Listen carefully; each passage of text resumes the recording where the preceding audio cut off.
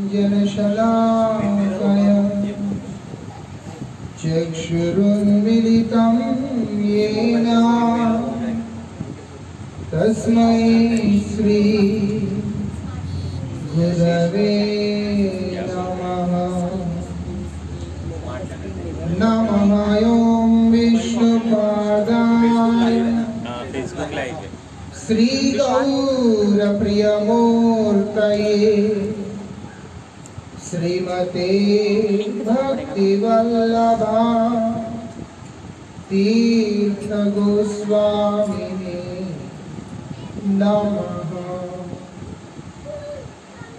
यतीन्द्रिय नमस्तुभ्यं गौरकृष्ण प्रियात्मने रूपानुगगतिक्याय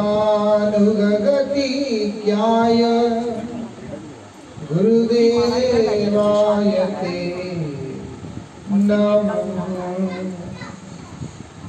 गुरुदेवाय ते नमः।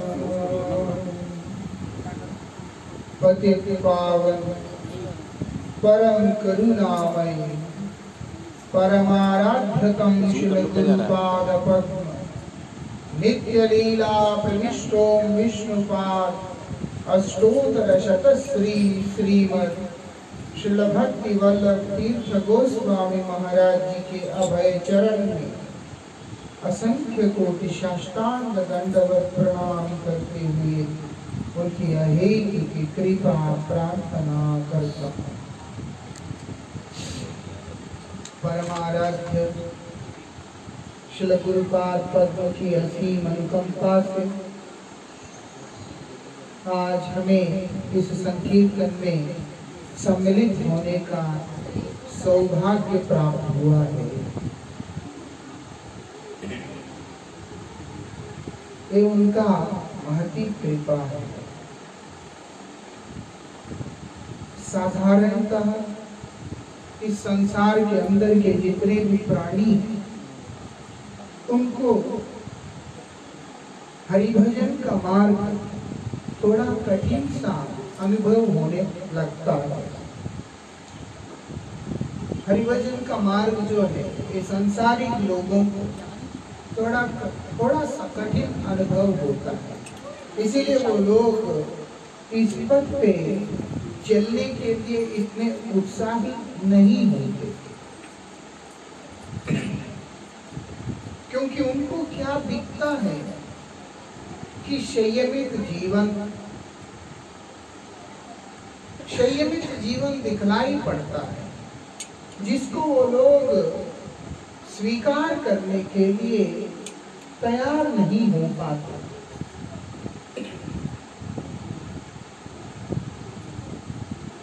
लेकिन वास्तविकता में वो लोग अपने जीवन के अंदर जो परमानंद की अनुभूति है उससे वंचित हो रहे हैं, ये नहीं अनुभव कर पाते।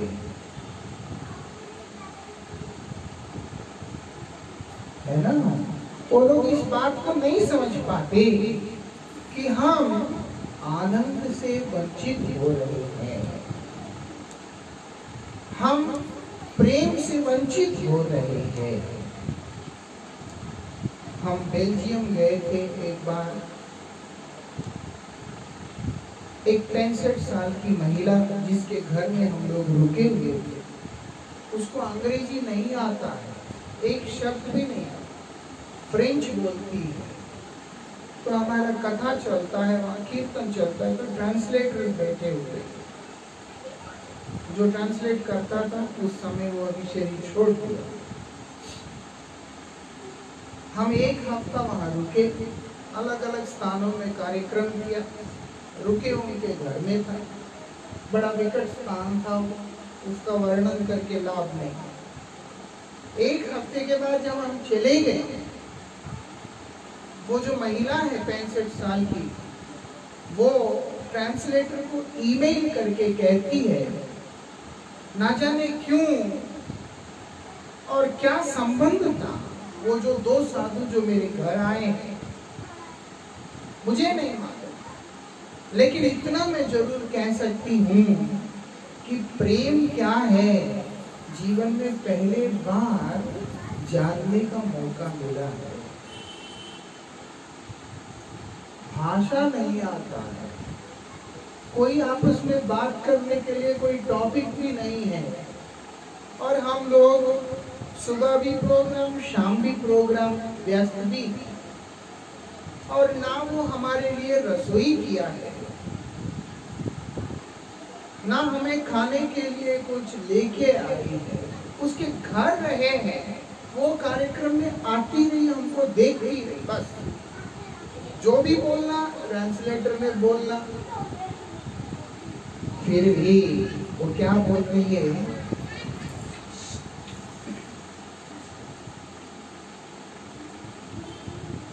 वो कह रही है मुझे पहली बार प्रेम क्या होता है ये समझने को मिला, मैं बहुत धन्यवादी हूँ। अभी भी वो लोग प्रतीक्षा करते हैं कि कब हम जाएंगे करके। भारत भी आए थे एक बार, आश्रम में आके गए, कैसे हो गया है, कोई जादू किया है या मैजिक किया, कुछ किया है? भगवान का नाम को लेकर के चलने के कारण ये हुआ है, क्योंकि प्रेम जो है भगवान में है,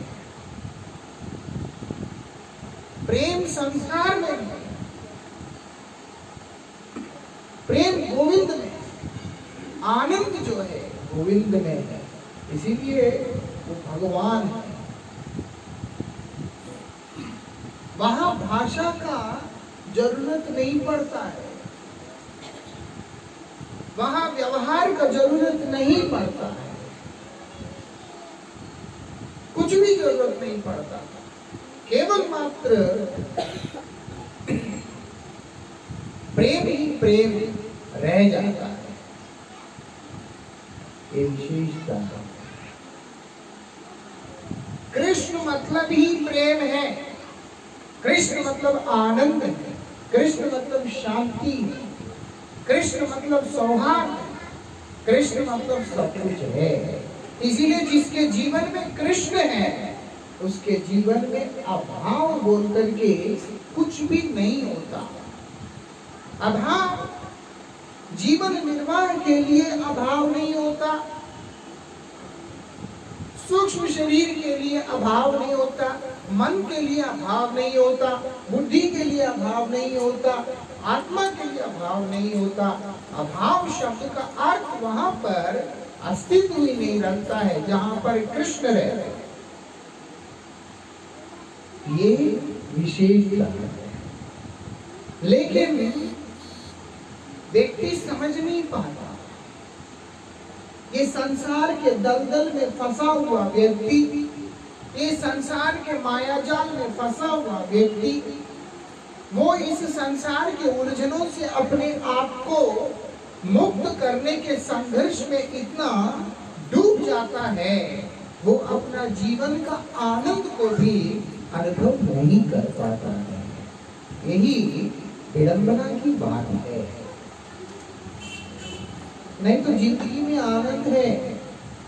ऐसा बचपन में एक ऐड आता था टीवी में, वो मुझे बहुत अच्छा लगता था। वो शायद क्लोजअप का ऐड था, जिंदगी जीने के लिए सारी दुनिया तेरे लिए करके वो जाता था। हाँ? वो एक ही हिंदी ऐड आता था आंध्रा में, जो एटलीस्ट जो मैंने देखा। ऐसा तो आगे कुछ और था, वो मुझे याद नहीं। टूथपेस्ट का ऐड, वो क्या समझा मालूम नहीं, लेकिन सच में जिंदगी जीने के लिए ही होता है। तिल करके मरने के लिए जिंदगी थोड़ा है। अरे जियो भाई, जिंदगी अगर है तो। लेकिन जीना कैसा है? जीने के लिए जीना, मरने के लिए जीना, तड़पने के लिए नहीं जीना है। वो कैसे आएगा? हरिनाम का कृपा से आएगा। भगवान का कृपा से आएगा, नाम का आश्रय लेने पे आएगा। ये विशेषता है। अगर जीवन भर का सुख के लिए, जन्म जन्मों का सुख के लिए अगर व्यक्ति को कुछ एक चीजों को छोड़ना पड़े, क्या नुकसान है? और भगवान तो इतने दयालु हैं, ये भी नहीं कहते कि तू कुछ छोड़ दे, बोलते मेरे तरफ तो आओ, बाकी काम मैं अपने आप कर लूंगा। वृंदावन बिहारी लाल की जय। बोलते मेरे तरफ आओ, बस मेरे तरफ मुख तो करो, उसके बाद का काम मैं अपने आप कर लूंगा। ठीक से मेरे तरफ मुंह करने से ये सब उठा देंगे वो।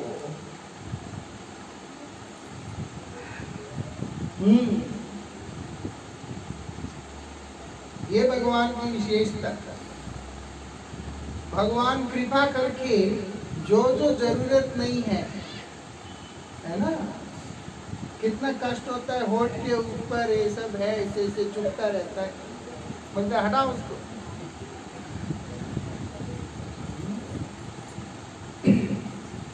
आज हम हल्का सा उस पे चले, लाइट मोड में, हथौड़ा नहीं मारना, प्यार। भगवान उनके शरण में गए हुए व्यक्ति का जीवन को स्वयं बदलते हैं। भाग्य विधाता गोविंद है, वो जीव के ऊपर कृपा करते हुए उसका भाग्य को ही बदल देते, कुछ भी बदल देते हैं भगवान। आज सुबह ही एक बच्ची आई थी, उससे बात कर रहा था, तब मैं कह रहा था कि देखो भगवान कृपा करके युग ही बदल दिया। सतयुग के बाद द्वापर युग आना था, फिर त्रेता युग आना था, फिर कलयुग आना था। एक युग को ऐसा घुमा अपने भक्त के लिए, उनके ऊपर कृपा करने के लिए। ऐसा होता है। किसके लिए किया था? हाँ? किसके लिए किया था? गौतम ऋषि की पत्नी माता अहल्या, उनके लिए किया था। उनकी कथा तो अभी हम चर्चा नहीं करेंगे। कहने का मतलब भगवान ऐसे कृपालु है कि वो प्रेम करने वालों को कृपा करने के लिए कुछ भी करते। हमें क्या छोड़ देंगे? हाँ? क्या इनके सबके बीच में क्या हम ही हैं? ऐसा भाग्य लेके आए कि भगवान भी छोड़ दिया।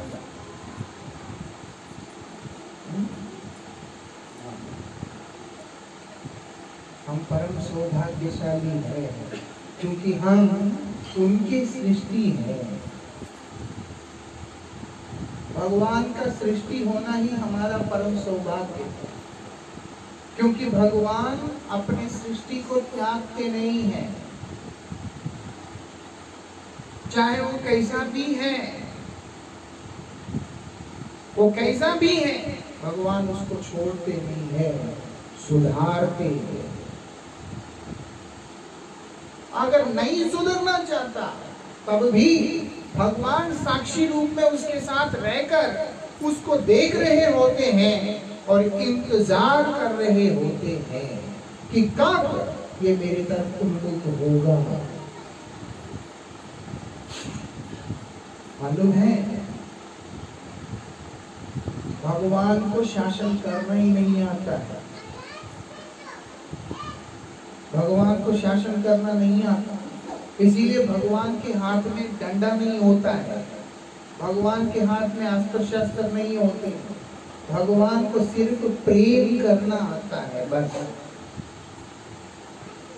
उनके जैसा प्रेम ना कोई कर सकता है, ना किसी के पास है। भगवान शासन नहीं करता। अगर भगवान शासन ही करते हैं हमारे गुण और दोष के आधार पे, जितना जीवन में व्यसन हमने किया, जितना हमने जीवन में भोग किया, जितना हमने जीवन में जीव हिंसा किया, उसके फल स्वरूप में हमारे भाग्य में कुछ भी नहीं हो सकता है। वृंदावन बिहारी लाल की। थोड़ा और जोर से बोल दीजिए भैया, आज शेष दिन है, मई तक किसी को डिस्टर्ब नहीं करेंगे। वृंदावन बिहारी लाल की।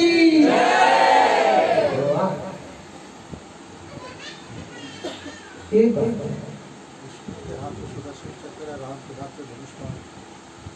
विष्णु के हाथ में सुदर्शन चक्र है और राम जी के हाथ में धनुष बाण है। अच्छा, वो शासन करने के लिए नहीं है। कृष्ण के हाथ में भी वो बाण है, लेकिन महापुरुष कहते हैं जब वो बाण चलाते हैं कृष्ण, वो फूल की तरह होता है। वो मंत्र में है, हम जो जाप करते हैं संध्या के समय में, है ना। हाँ, वो क्या है, वो बाण है। जब वो चलाते हैं तीर नहीं लगता वहां, तो फूल लगता है। ऐसे ही राम जी का भी है, ऐसे ही विष्णु का सुदर्शन भी है। सुदर्शन किस लिए होता है और राम जी का धनुष किस लिए होता है? भक्तों का रक्षा करने के लिए होता है। लेकिन वो जिसके ऊपर भी अगर प्रहार करते हैं, वो शासन नहीं है, वो उसके ऊपर अनुग्रह करना ही नहीं, हमारा दर्शन से। क्योंकि जैसे एक असुर है, असुर को दर्शन से ऐसा लगता है कि उसको शासन किया। भगवान शासन करते नहीं, वो क्या करते हैं, उसका मंगल करते थे। लेकिन भगवान उसके लिए भी वो अस्त्र रखते नहीं है, वो केवल भक्तों की रक्षा के लिए रखते हैं। और वो अस्त्र स्वयं भक्तों की सेवा करते हैं। लेकिन अगर भगवान चलाते हैं सबसे सुगमता से, ये देह को त्याग करने का अगर कोई विधि है, वो सुदर्शन मृत्यु ही है। पता भी नहीं चलता है कब आदमी शरीर से मुक्त हो गया। ये सब नहीं होते उसमें। ये विशेषता जो हो, एक भक्त का दर्शन इस प्रकार से है कि भगवान कितना भी उग्र रूप धारण करके कोई भी अस्त्र किसी में भी चला दे, तब भी उसका नुकसान नहीं हो सकता। कारण क्या है? क्योंकि वात्सल्यता की मूर्ति है। जैसे माँ बच्चे को शासन करती है, लेकिन वहां उद्देश्य क्या है? बच्चे के प्रति माँ का प्रेम। इसलिए प्रेम की प्राधान्यता के कारण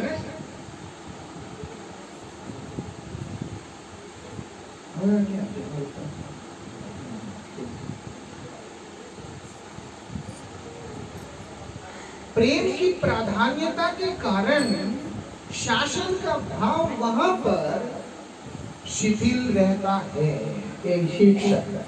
क्योंकि प्रेम जो है उस शासन भाव को डोमिनेट करता है।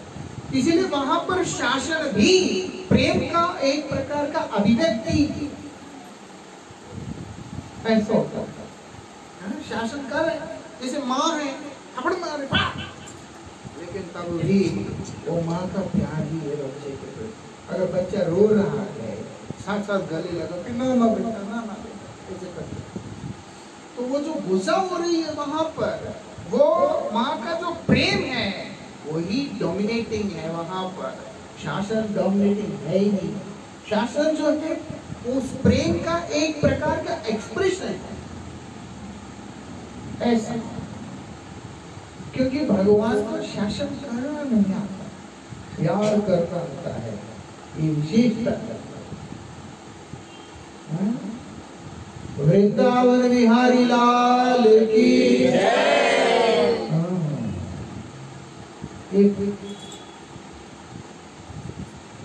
प्रेम को पाना है, उस प्रेम को। कई बार चिंतन करते हुए हृदय गदगद होता है जीव के प्रति भगवान की इतनी कृपा कि जीव अपने कर्म दोषों के प्रभाव से अगर विष्ठा का कीड़ा भी बनता है, वहां पे भी भगवान सूक्ष्म रूप से जीव के साथ में वास करते हैं। वहां पे भी जीव को नहीं छोड़ते। ऐसे कौन दयालु है? लेकिन नासमझ लोग इस बात को नहीं समझ पाते हैं। कल मैंने सिर्फ विष्ठा शब्द प्रयोग किया था गूढ़ के साथ में। उसी से जो गूढ़ प्रेमी भक्त लोग हैं, उनके मन में अलग तरह का एक भाव आया कि अब गूढ़ कैसे खाएंगे, वो खाते टाइम उसका याद आएगा। लेकिन भैया अपने कर्म दोषों के फल से जीव तो ऐसी कीड़ा बन गया है, वो उधर ही पैदा होता है, उधर ही खाता है, उधर ही मरता है, सब कुछ उधर ही होता है। और भगवान उस शरीर के अंदर रहने वाला उस जीव के साथ में वहां पे भी एक रूप में बैठा हुआ है। कितना प्यार करता होगा आप अनुमान लगा लीजिएगा। लूज मोशन हो गया और हम खड़े हैं उधर, घर वाले बोलेंगे जा नाच के आप ऐसा।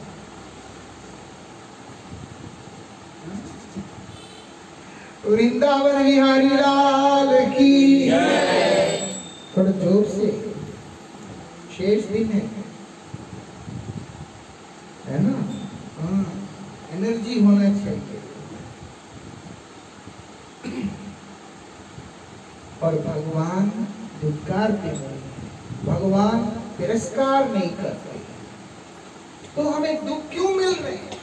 वो बोलते प्रकृति का काम है दुख देना। भगवान जीव को दुख नहीं देते, भगवान प्रेम करते हैं। लेकिन भगवान के उस प्रेम को जो नहीं समझता है और वो इस संसार में आकर ये संसार का सुख को भोग करना चाहता है, उसको दुख मिल रहा है। तो वास्तविकता में अपने आप को दुख हम खुद दे रहे हैं और दोष दिया जाता है भगवान को। बोलते हैं एक समय ऐसा आएगा जब व्यक्ति अपने सिर पटक पटक करके रोए और दोष देता रहेगा कि मेरा टाइम खराब है, मेरे कर्म खराब है और भगवान ही खराब है, मेरे ऊपर ही बदला ले ली उन्होंने। तुम है कौन? एक नगण्य क्षुद्र तुच्छ जीव। क्या मूल्य है तुम्हारा कि भगवान तुम्हारे विरोधी होने के लिए है ना? एक तुच्छ निकृष्ट जीव है, इस संसार में घोर अंधकार में धंसा हुआ पतित जीव है। भगवान तुमसे क्या दुश्मनी है? लेकिन उसको लगता है कि मेरे ऊपर बिजली गिर गया,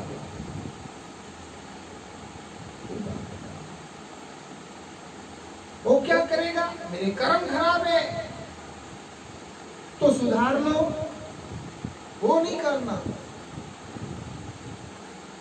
टाइम खराब है, टाइम खराब होता ही नहीं है। टाइम जो है कांस्टेंट है, टाइम लिखते हैं हम, उस काल के अंदर बीच में आते हैं, बीच में ही निकल जाते हैं। ऐसा समय जो है अनादिकाल से है, क्योंकि समय लिखते हैं। समय, अगर समय को देखते हैं तो वो तो प्रेजेंट है, हमारा लाइफ में पास्ट है, हमारा लाइफ में फ्यूचर है। क्यों? हम उस काल के अंदर एक समय में प्रवेश करके उस काल की गति में चलते हुए एक समय आने के बाद एक काल से बाहर निकल के चले जाते हैं। इसीलिए हमारे लिए अतीत है, हमारे लिए भविष्य है, हमारे लिए वर्तमान है, लेकिन काल के लिए तो ये विकार है ही। वृंदावन बिहारी लाल की जय। हाँ भैया, बोलते रहिएगा, है ना? तो इसलिए काल कैसे खराब हो सकता है? टाइम खराब नहीं होता, हम खराब कर लेते हैं। कर्म खराब नहीं होते, हम कर लेते हैं। और भगवान तो खराब होते ही नहीं है, लेकिन जिसका टाइम बर्बाद कर लिया, जिसने अपने कर्म बर्बाद कर लिया, वो अंत में दोष भगवान को ही देता है, तो दुर्भागा है। लेकिन भगवान क्या करते हैं? सब कुछ हमारे अनुकूल बनाने के लिए प्रयास करते हैं, जिससे हम लोग इस संसार के जंजाल से निकलकर उनके नित्य धाम में, उनकी नित्य सेवा में पहुंच सके। ये विशेषता है। क्यों? क्योंकि वो प्रेम करना ही जानते हैं, वो और कुछ जानते ही नहीं। ये भगवान आशुतोष बड़े ही जल्दी संतुष्ट हो जाने वाले हैं गोविंद। उनको खुश करने के लिए संघर्ष नहीं करना पड़ता। एक भक्त, वो जो मूड़ी जैसा होता है, वो मूड़ी नहीं है, थोड़ा उसका मूड़ी मतलब है कि भेल, वो लेकिन फीका फीका सा रहता है मंदिर में। कील उसका क्या हुआ? वो लेकर के जा रहा है, हवा में उड़ गया। उड़ते हुए को उसने बोला कृष्णार्पणम, कृष्णार्पणम करके, वो भी भगवान को अर्पण हो गया। उसका नाम मुझे अभी याद नहीं, लेकिन ऐसी घटना घटा है। चलो, ये तो नाम याद नहीं। हमारे पूर्व आचार्यों में हुए, वृंदावन के अंदर उनका समाधि भी है। रामचंद्र कविराज बोल करके एक भक्त हुए हैं, सिर्फ प्रेम करने के कारण जो मर्जी अर्पण करते हैं, भक्त भगवान उसको स्वीकार कर लेते हैं। भक्त प्रेम से जो भी अर्पण करता है, ये बात हमें अंडरलाइन करना चाहिए। मेरे शब्दों का कभी कभी वो कोई अलग अर्थ ले लेते। भक्त प्रेम से जो भी अर्पण करता है, तो वहां प्रेम और भक्ति और भक्त, ये तीनों ही अत्यंत अनिवार्य तत्व है। कोई भी अर्पण कर दो, उठा के मुंह उठा के कुछ भी ला के आगे रख दो, बोलो खा लो, वो नहीं, ऐसा नहीं। वृंदावन बिहारी लाल की जय। अभी होता क्या है, अपने भाई के पास गए, भाई के बागान में बड़े सुंदर सुंदर फूल खिले हुए थे। उनका मन में इच्छा हुआ कि ये फूल मैं भगवान को अर्पण कर, इच्छा हुआ। अब अर्पण करूं तो करूं कैसे? भाई का है, आजकल भाई ऐसे होते हैं, बड़ा मुश्किल होता है भाइयों पे भी भरोसा करके चलना। एक चेहरे खिल रहे हैं लोगों के, क्योंकि कईयों ने अपने भाइयों की महान गाथाएं हमें सुनाया, और ये गुरु जी का कृपा है कि उससे हमारा वैराग्य और मजबूत होता है कि भगवान भाई नहीं चाहिए। अभी भाई का बागान है, फूल तोड़ेंगे कैसे? इसीलिए मन ही मन भगवान के चरणों में पुष्प अर्पण कर दिया, भगवान ने उसको भी स्वीकार कर लिया। कौन बोल रहे भगवान ने स्वीकार किया करके? जब वही उनका भाई फूल को तोड़कर माता को अर्पण करने के लिए गया, तो माता वहां प्रकट होकर उसको कह रही है कि तुम ये फूल मेरे चरणों में मत डाल, क्योंकि ये मेरे प्रभु के चरणों में अर्पण हो चुके हैं।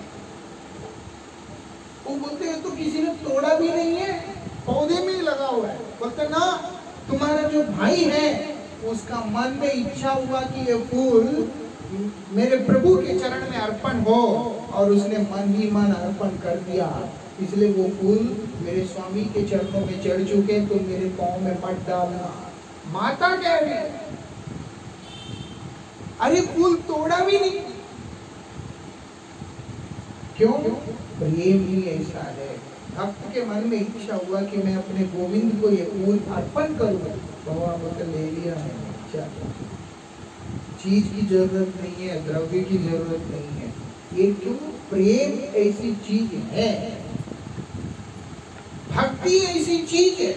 लोग बोलते समय नहीं है, भजन करने के लिए समय की जरूरत ही नहीं है। भजन अपने आप समय बना देता है। यही भजन की विशेषता है, यही भक्ति की विशेषता है। भजन करने की इच्छा हो तो अपने आप समय बन जाता है। आदमी प्रेम करता है किसी से, एक युवक अगर किसी युवती के साथ में प्रेम करता है, आजकल तो प्रेम भी बड़ा विकृत हो गया है, क्या करें? योग योग से करता है, युवती युवती से करती है, ऐसा स्थिति भी आ गया है। लेकिन फिर भी जो लोग मर्यादित व्यक्ति अगर परस्पर एक दूसरे को प्रेम करते हैं, किसी भी हद तक जाने को तैयार हो जाते हैं। अरे तुम्हारा घर है, स्कूल है, मकान है, दुकान, पढ़ाई है, रास्ता तो निकल ही जाता है ना? प्रेम होता है, लेकिन ये संसार के अंदर प्रेम नहीं हो सकता, वो तो काम है। उस परमार्थ के अंदर भगवान के चरणों में अगर कोई प्रेम करने का प्रयास करता है, क्यों नहीं समय मिलेगा? फिर काल का दोष क्या है? कोई दोष नहीं है, हमारा ही इच्छा का दोष है कि हम लोग भगवान का भजन करने के लिए इच्छुक नहीं होते। वृंदावन बिहारी लाल की ये बात है, इस चीज को हमें समझना होगा। ये तो हमारी इच्छा के ऊपर, लेकिन भगवान वस्तु नहीं देख रहे हैं, परिस्थिति को नहीं देख रहे हैं, भक्त की भावना को देख रहे हैं, उसका प्रेम को देख रहे हैं, और उसके द्वारा अर्पण किया गया वस्तु को ग्रहण कर रहे हैं।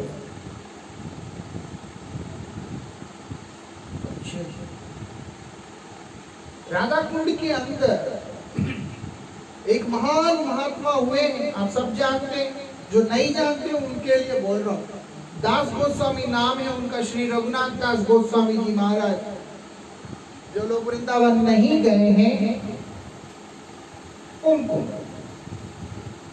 वो मन ही मन खीर बना करके भगवान को भोग लगाते हैं और भगवान उसको खा लेते हैं। मन ही मन अगर हम कुछ बना के भोग लगाते हैं, उससे हमारा पेट नहीं भरता है, लेकिन उन्होंने बना दिया। अब जब बना के भोग लगा दिया, प्रसाद कौन पाएगा? उन्होंने ही पा लिया, मन ही मन। जो रोज एक दोना छाछ के अलावा कुछ नहीं पीते, आज वो खीर खाया, उसके परिणाम में उनका पेट खराब हो गया। पेट इसलिए खराब हुआ क्योंकि जगत को पता चले कि प्रेम से अर्पण करने पर मानसिक रूप से भी भगवान हर वो वस्तु को ग्रहण करते हैं। ऐसे हैं भगवान। वृंदावन बिहारी लाल की जय। प्रेम से ध्यान करते हैं, वो नहीं देखते, कोई विचार नहीं होता वहां पर। ऐसा किसी भक्त के मुख से छीन के भी खा लेते हैं और किसी के यहाँ पर कुछ भी करने को तैयार हो जाते हैं। ऐसा सूरदास जी महाराज ने इसलिए बड़ी सुंदर कीर्तन लिखा, सबसे ऊंची प्रेम सगाई करके। दुर्योधन श्री कृष्ण के लिए क्या नहीं बनाया, लेकिन भगवान एक वस्तु को भी ग्रहण नहीं किया और विदुर जी के घर में जाकर साग खा रहे हैं, केले के छिलके खा रहे हैं। ऐसा कल किसी ने पूछा मुझे, भक्तों में कि आपको क्या खाना पसंद है? कहला केले का छिलका को फ्राई करने से मुझे अच्छा लगता है। अजीब है टेस्ट है। मैं तो फिर भी फ्राई करके खा रहा हूँ भैया। कृष्ण जो है कच्चे पक्के केले के जो छिलका है उसको डायरेक्ट खाया है। फ्राई किया हुआ छिलका भी खाना लोगों को आश्चर्य सा लगता है कि ऐसा क्या टेस्ट होता है, लेकिन कृष्ण जो है कच्चा पक्का केले का जो छिलका है उसको खाया। जब विदुरानी उनको खिला रही है और कृष्ण उसी को आनंद से खा रहे हैं। चलो मान लिया विदुरानी होश में नहीं थी, कृष्ण तो होश में है। कृष्ण तो होश में है। कैसे पता चलता है? जब विदुर जी आए, आके विदुरानी के हाथ में से केला लेकर उसको डांट रहे हैं कि क्या कर रही है तुम, कृष्ण को तुम छिलका खिला रही, केला फेंक के। तो इसलिए वो छिलका फेंक कर केला कृष्ण के मुख में देने लगे थे। कृष्ण तब विदुर जी का हाथ पकड़ के उनको रोकते हैं। क्या बोलते हैं? ना मैं केला खाता हूँ ना छिलका, क्या ग्रहण करता हूँ मैं? भक्त का प्रेम, भक्त का प्रेम को मैं ग्रहण करता हूँ बस। प्रेम से कोई भी व्यक्ति भगवान को एक पत्ता ही अर्पण कर दे, एक पत्ता, कौन नहीं कर सकता है? हमारा दुर्भाग्य है कि हम इस संसार में सड़ना पसंद करते हैं, भगवान से प्रेम करना नहीं पसंद करते हैं। इसीलिए ये जो संसार है, प्रकृति हमें फाड़ फाड़ फाड़ करके मार रहा होता है, कभी इधर कभी उधर, कभी इधर कभी उधर। वृंदावन बिहारी लाल की जय। गीता जी में भगवान बोलते हैं, पत्रम पुष्पम फलम तोयम। एक पत्ता, कुछ नहीं चाहिए। तुलसी जी का एक पत्र लाकर गरीब से गरीब आदमी क्यों ना हो, असमर्थ से असमर्थ व्यक्ति भी क्यों ना हो, तुलसी जी का एक पत्र लाकर अगर गोविंद के चरणों में अर्पण करके कह देगा कि गोविंद यही मेरे पास है, आप कृपा करके इसे ही स्वीकार करें और मुझे अनुग्रहित करें, तो भगवान उसके भी हो जाते हैं। एक फूल, एक फल, कोई भी है, कुछ भी नहीं है तो पानी, पानी तोयम, जल लेकर उसको भगवान के आगे रख कर, तुलसी जी के पत्र को डालकर अगर हम निवेदन करते हैं, उसको भी भगवान स्वीकार कर लेते हैं। ऐसे कौन होता है भैया? आप लोग खुद सोचें, इतना दयालु, इतने कृपालु, इतना ममतामयी और कौन हो सकता है, जो कि अनंत ब्रह्मांडों के मालिक, भोक्ता, प्रभु, नियंता, स्वामी, सर्वेश्वर, इतना कुछ होने के बाद भी प्रेम के वशीभूत होकर के चलते हैं, प्रेम के वशीभूत होकर चलते हैं, कुछ भी कर देते हैं उनके प्रणयी भक्तों के। एक उस प्रेम को अनुभव करना है, उसके लिए ही हमें उनका आश्रय लेना पड़ता है। बस इतना लाभ आगे है, आगे का थोड़ा सा, और वो भी हमें छोड़ने की जरूरत नहीं है, भगवान स्वयं छुड़ा देते हैं। हमें क्या करना होगा? कृष्णोन्मुख होना होगा। क्या बोलते हैं? कृष्ण बोली से जीव अनादि बहिर्मुख, अतैव माया तारे जे संसार आदि दुख। कृष्ण से विमुख होकर के जीव इस संसार में पड़ा है, इसीलिए माया, माया मतलब क्या है? जो नहीं है लेकिन है, लगता है, वस्तु नहीं है लेकिन लगता है कि है, वही व्यक्ति को दुख दे रहा है। बस जैसे मरुभूमि के अंदर ऐसा लगता है कि मानो पानी है, और उसी पानी के पिपासा में प्रपीड़ित जो मृग है वो तृष्णा से तड़प तड़प कर अपने प्राणों को त्याग देता है। एक हिरन रेगिस्तान के अंदर पानी ढूंढता है, उधर जाएगा नहीं है, इधर जाएगा नहीं है, इधर जाएगा नहीं है, लेकिन इधर देखने से वहां लगता है रेत चमकता है तो लगता है पानी है, इधर जाने से लगता है पानी है। वो पानी को खोजते खोजते भागते भागते भागते अंत में अपने प्राणों को ही छोड़ देता है।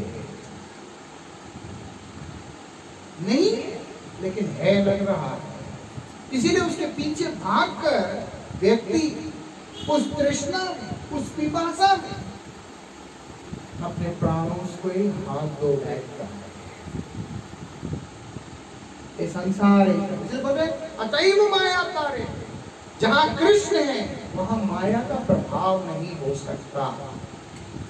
इसीलिए जहां कृष्ण है वहां सत्य है, वहां वस्तु है, और उस वस्तु की वास्तविक, जहां कृष्ण नहीं है वहां वस्तु है ही नहीं। जब चीज ही नहीं है तो उसका क्या इफेक्ट है? नहीं रहने वाले वस्तु को है समझकर ये जो रज्जु सर्पवत जो भ्रम है, जैसे बाहर रस्सी पड़ा है, रोशनी है नहीं, हल्का हल्का जो भी लाइट पड़ रहा है उससे आदमी यहां से कांप रहा है। क्यों? उसको लग रहा है सांप, और रस्सी है, उसको लग रहा है सांप, सांप तो वहां है ही नहीं, लेकिन अंधकार में उसको जैसे हल्का सा एक झलक सा दिखलाई पड़ा, उससे वो सोच में पड़ गया कि ये सांप है, और वो डरने लगा।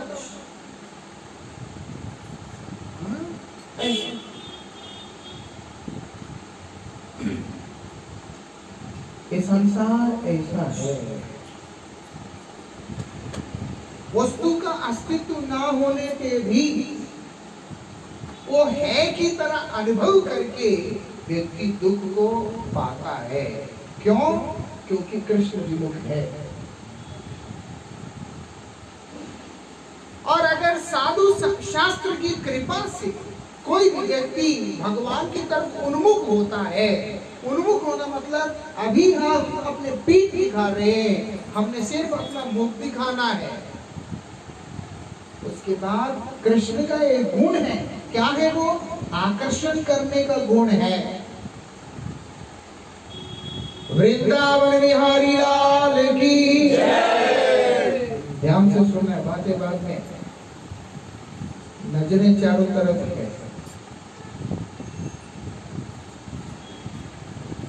एक बात, साधु शास्त्र कृपा से अगर हम कृष्णोन्मुख होते हैं, कृष्ण की तरफ मुख करते हैं, कृष्ण क्या करते हैं? बोलते हैं आकर्षण करते हैं।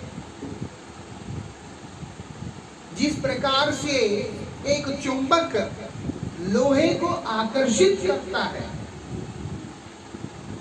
उसी प्रकार से जीव को भगवान अपनी ओर आकर्षित करते हैं। जंग लगा हो लोहे के टुकड़े के ऊपर तो चुंबक आकर्षित नहीं कर सकता है, क्योंकि चुंबक जड़ है। इसीलिए चुंबक में वो गुण नहीं है कि वो लोहे को शुद्ध करके अपनी ओर आकर्षित कर सके। लेकिन कृष्ण जड़ नहीं है। कृष्ण कौन है? भगवान है। कृष्ण कौन है? प्रभु है। इसीलिए कोई व्यक्ति कृष्ण की तरफ उन्मुख होने का कोशिश करेगा तो उसके अंदर कितने भी कमियां क्यों ना हो, कृष्ण से प्रेम करते हैं, इसीलिए उसको शुद्ध भी करेंगे, उसको आकर्षित भी करेंगे, उसको अपना भी बनाएंगे, उसे आनंद भी प्रदान करेंगे। ऐसे परम दयालु ठाकुर है भगवान श्री कृष्ण। समझ में आता है?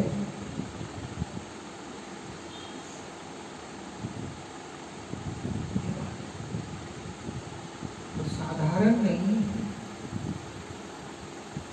हमको लगता है, किसी जिसको नहीं मालूम है उसको लगता है, लेकिन वो आश्रित जनों के लिए कल्पवृक्ष है।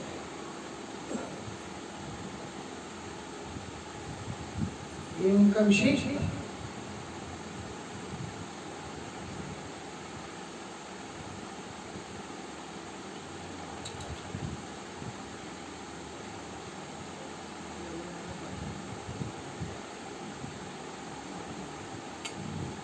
ये उनका विशेषता है भगवान का।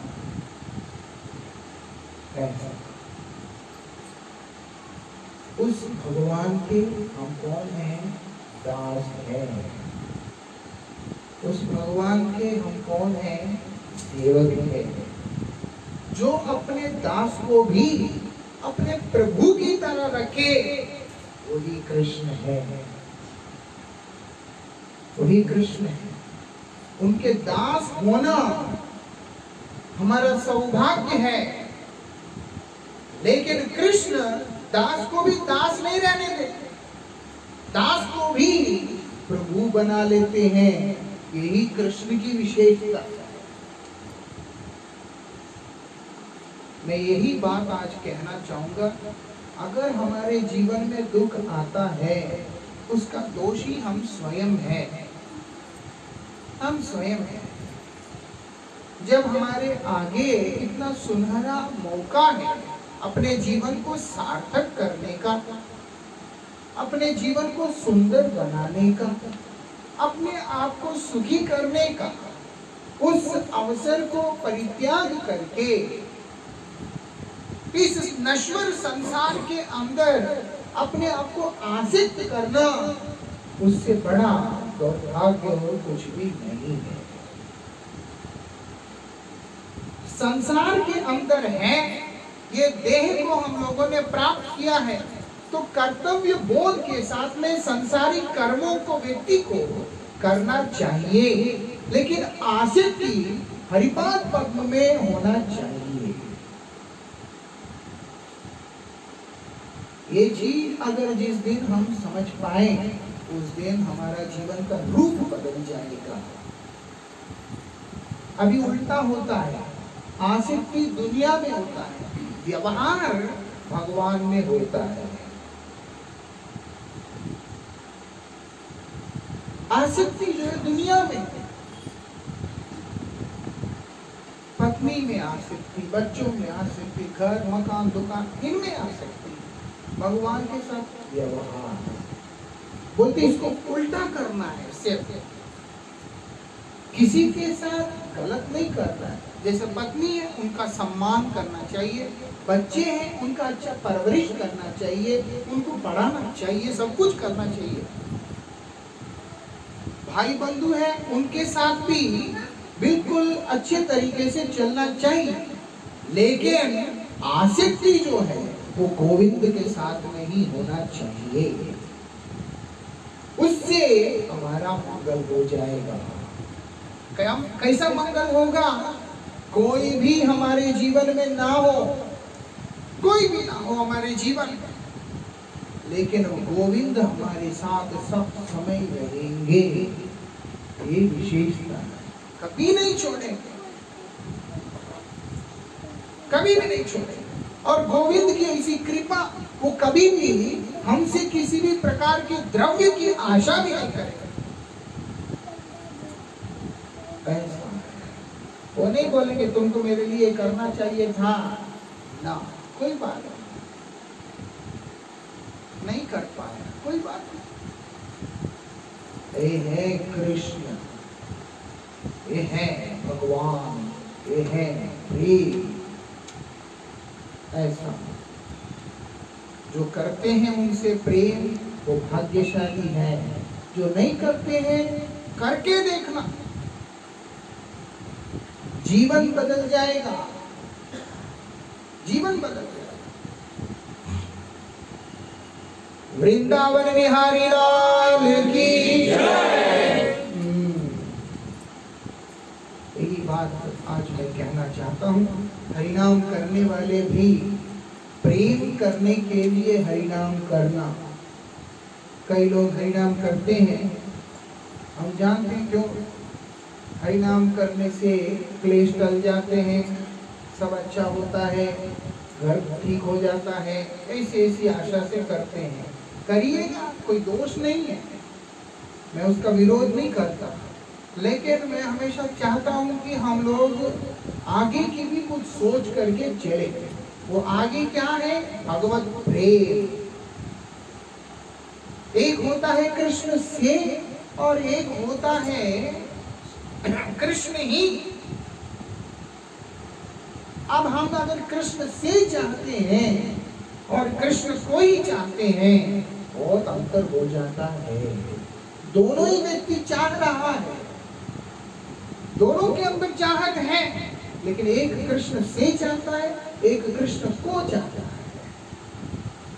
सब समय कृष्ण से ही चाहते रहेंगे तो कृष्ण हमारा हुआ कब?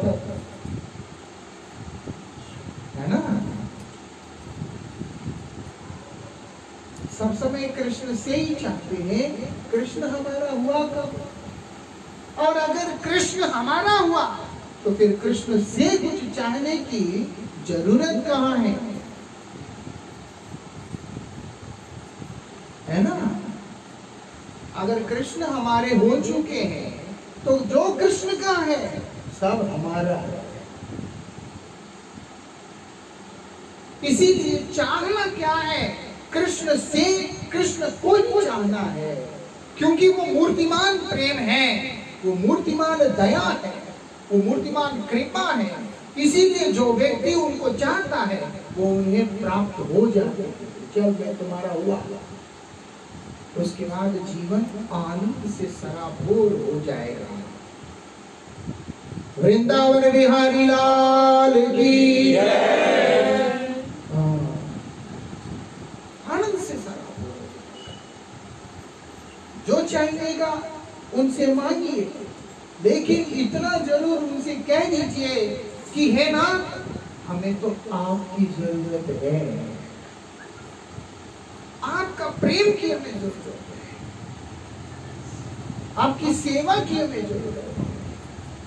फिर देखना जिंदगी का रूप कितना अद्भुत होता है, सारे काम कैसे बनते हैं। पांडवों ने विजय भी नहीं मांगा कि हमारा राज्य में जीत हो जाए, हम लोगों को सब मिल जाए, कुछ नहीं मांगा। क्या मांग रहे हैं? आप हमारे साथ में रहना, बस आप हमारे साथ रहना और कुछ नहीं। उस एक में सब कुछ आ गया है। क्या शेष रह गया? दुर्योधन का आकड़ खत्म हो गया, दुशासन का जीवन खत्म हो गया, कर्ण, शकुनी सभी का जीवन समाप्त हो गया। लेकिन यहाँ पर पांडवों का कुछ भी नहीं नुकसान हुआ है। ये विशेषता क्यों? भगवान साथ में खड़े हैं, उनकी रक्षा कर रहे हैं। यहाँ तक था अर्जुन जो है पूरा दिन युद्ध करके वापस आके विश्राम कर रहा है और कृष्ण रात को पहरा भी दे रहे हैं। ऐसा क्या नहीं करते? उनको पाना है, सिर्फ एक ही काम करना है, उनके तरफ उन्मुख होना होगा। वो उन्मुख होने का एक ही विधि शास्त्रों में बताया, वो है हरिनाम। हरे कृष्ण कृष्ण कृष्ण हरे हरे, हरे राम राम राम हरे हरे। यही भगवान का नाम है। इस नाम को करना है। ये किसी संप्रदाय का, किसी परंपरा का, किसी समाज का, किसी संस्कृति का नाम नहीं है। ये भगवान का नाम है। वेदों के अंदर वर्णित नाम है भगवान का, कलयुग का मंत्र है।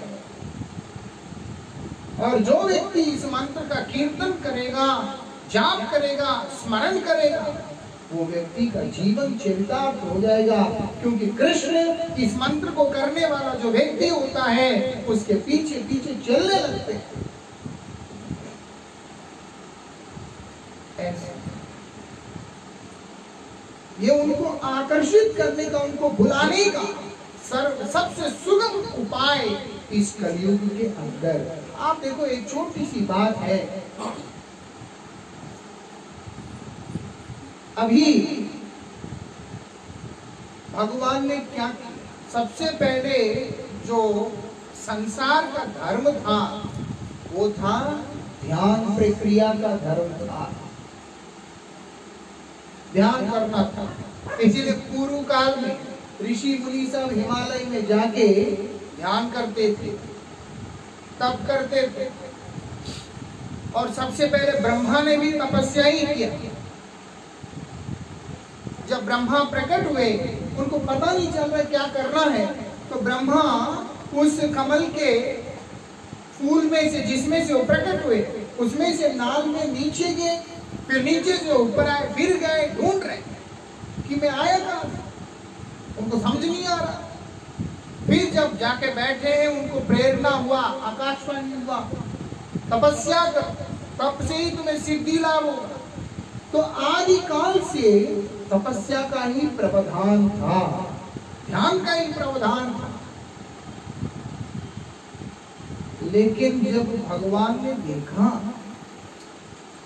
ये लोग तो ध्यान कर नहीं पा रहे हैं, तो जब ध्यान नहीं कर पाएंगे मेरे पास आएंगे कैसे?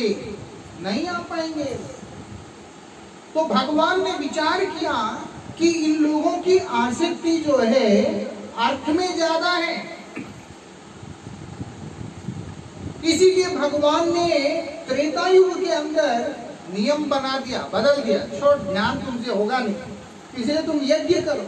यज्ञ मतलब समर्पण, जो तुम्हारे लिए प्रयोजनीय वस्तु की तरह प्रतीत होता है, अनुभव होता है, उनको तुम भगवान के नाम पे समर्पित करना शुरू करो। करते ठीक है।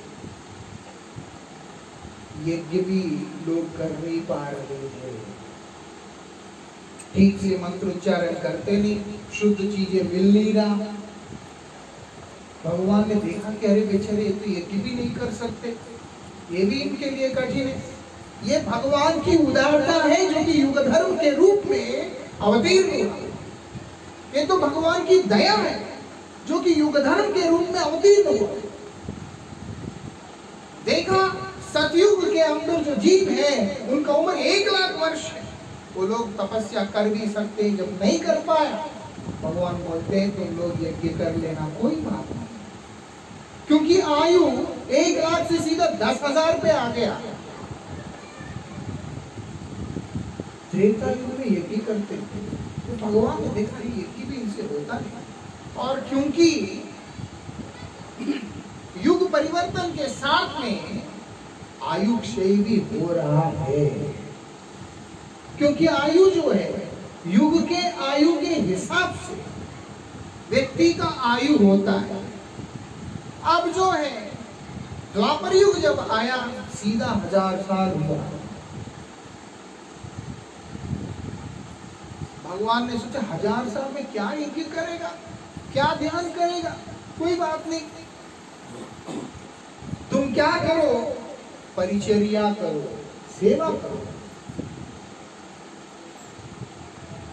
एक समय ऐसा आ गया कोई सेवा करने के लिए भी लायक नहीं बचा। सेवा करते समय खाली पेट होना चाहिए। सुबह सुबह यहाँ तक ना हम लोग खाए कुछ तो हमको ऐसा लगता है जैसे कि दिन ही नहीं शुरू हुआ, रात से सुबह तक फास्टिंग है, इसलिए ब्रेकफास्ट हेवी होना चाहिए। तो पूजा कब करेगा? वृंदावन बिहारी लाल की। इसीलिए वो क्या किया, ये तो खाली पेट रह नहीं सकता, गैस हो जाता है, एसिडिटी हो जाता है, कुछ हो जाता है, और उसके बाद आसन पे ध्यान से बैठ करके भी कुछ कर नहीं सकता, और ऊपर से कलयुग के अंदर आयु भी 100 वर्ष का हो गया है। कहाँ 1 लाख से 100 पे आ गया, उसमें भी बीमारी के चलते ये समाज के अंदर हमारे द्वारा पैदा किए गए विकृतियों के चलते 60, 70, 80 तक ही लोग जैसी आराम हो जाते हैं। इसीलिए भगवान ने क्या किया, तुमसे ना ध्यान हो पाएगा, छोड़ दो, कोई बात नहीं। यज्ञ नहीं हो पाएगा, छोड़ दो, कोई बात नहीं। सेवा पूजा नहीं हो पाएगा, कोई बात नहीं, छोड़ दो। एक काम करो, मैंने तुमको जुबान दी है, उसका प्रयोग करो, हरि कीर्तन करो, सिर्फ मेरे नाम का कीर्तन करो, और कुछ भी करने की जरूरत नहीं है। इससे ज्यादा उदार और दयालु कोई भी स्वरूप नहीं हो सकता है। जो नहीं समझेगा वो परम दुर्भागा है, भगवान का नहीं कोई दोष। कलो तब हरि कीर्तना, कलयुग के अंदर एक ही उपाय है, वो है हरिनाम संकीर्तन। हरिनाम संकीर्तन करने वाला व्यक्ति गोलोक धाम का जो प्रेम धन है उसका उत्तराधिकारी हो जाता है, उसका उत्तराधिकारी हो जाता भगवत प्रेम का। प्रेम में होता क्या है, आकर्षण।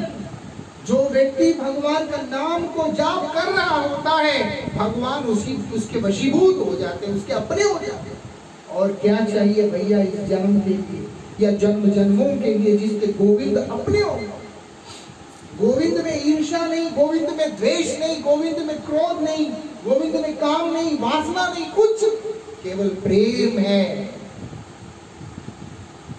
और वो प्रेम का मूर्तिमान स्वरूप भगवान ब्रजेंद्र नंदन श्री कृष्ण चंद्र हमारे जीवन बन जाते हैं और हमारा जीवन को धन्य कर देते हैं। इसीलिए उनका आश्रय लेना चाहिए। हर संकोच को छोड़कर, हर मजबूरी को छोड़कर उनके शरण में जाना चाहिए। सबसे मेरा ये अनुरोध है, आप लोग कल से कीर्तन और तेज करना, हरिनाम करना, हरि कथा श्रवण करते रहना, जो कि यहाँ पर होता है। हमारे श्री राधा गोविंद प्रभु जी करते रहते हैं आप लोगों के हित के लिए, मंगल के लिए। उस कथा को श्रवण करते रहना, और महात्मा आएंगे कीर्तन करेंगे, उसको भी आप लोग श्रवण करते रहना, सेवा करते रहना, हरिनाम करना, भक्त सेवा करना, गुरुनिष्ठा रख करके करने से हम लोगों का जीवन सार्थक हो जाएगा। इसी के साथ ये वाणी को विश्राम। वृंदावन बिहारी लाल की जय। इसी जोश के साथ में कीर्तन करते हुए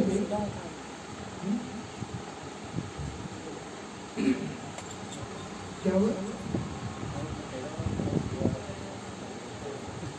ये मेरे साथ में ये हमारे प्रभु भी हैं, वो अपने आप को एक साइड कर करके टेढ़े होके बैठे हुए बेचारे। चलो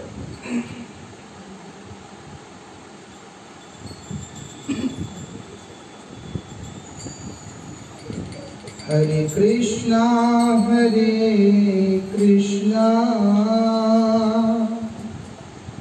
कृष्णा कृष्णा हरे हरे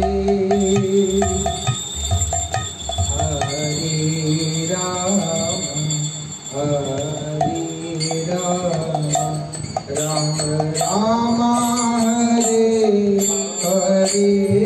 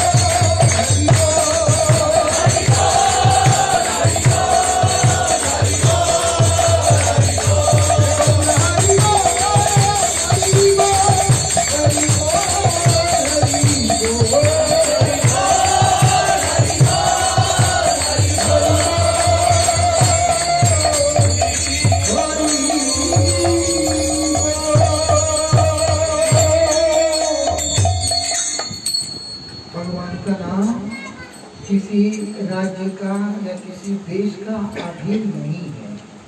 भगवान का नाम भगवान का नाम है, इसीलिए सब कुछ नाम के अधीन है। नाम किसी के अधीन नहीं है, नाम केवल प्रेम के अधीन है। अगर हम लोग नाम करते करते भगवान के प्रेम को प्राप्त करेंगे तो नाम हमारे उस प्रेम का अधीन होगा, अन्यथा भगवान किसी के अधीन तत्व नहीं है। इसीलिए भगवान का नाम भी ऐसा ही है। कोई भी राज्य का व्यक्ति, जैसे अभी हम महाराष्ट्र में हैं, यहाँ के भी भक्तों ने भगवान की बड़ी आराधना की है। इसीलिए अगर उनके भी अंगत में अगर हम लोग भगवान का नाम को करते हैं तो हमारा मंगल ही होगा। और गुजरात के भक्तों ने भी की है ना, ऐसे पंजाब के भक्तों ने भी की है। संपूर्ण भारतवर्ष के अंदर भगवान की समाराधना बहुत सारे असम के भक्तों ने की। उनके अनुगत में अगर हम भगवान का नाम करते हैं तो भी कोई दोष नहीं है। लेकिन वैदिक शास्त्रों ने, उपनिषदों ने विशेष करके इस महामंत्र के बारे में जोर दिया है ना। ये जैसे रीजनल भक्तों की तरह नहीं है, वो भी दोष नहीं है, वो भी अच्छा भक्त लोग हैं। लेकिन ये वैदिक शास्त्रों ने सार रूप में बतलाकर इस मंत्र को दे दिया। कोई भी राज्य का भक्त हो, कोई भी देश का भक्त हो, कोई भी धर्मावलंबी भक्त हो, अगर ये इस मंत्र को उच्चारण करेगा, उससे ऊपर और कुछ करने की आवश्यकता नहीं है बोल के शास्त्रों ने उद्घोषित किया।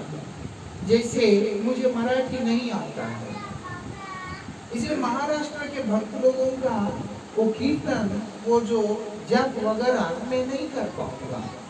मुझे पंजाबी नहीं आता है, इसलिए वहाँ के भक्तों का नहीं कर पाऊंगा। बंगाली नहीं आता है तो वहाँ का नहीं कर पाऊंगा। ऐसे करके बहुत सारे कीर्तन, बहुत सारे सेवा पद्धतियां हम लोग नहीं स्वीकार कर पाते हैं।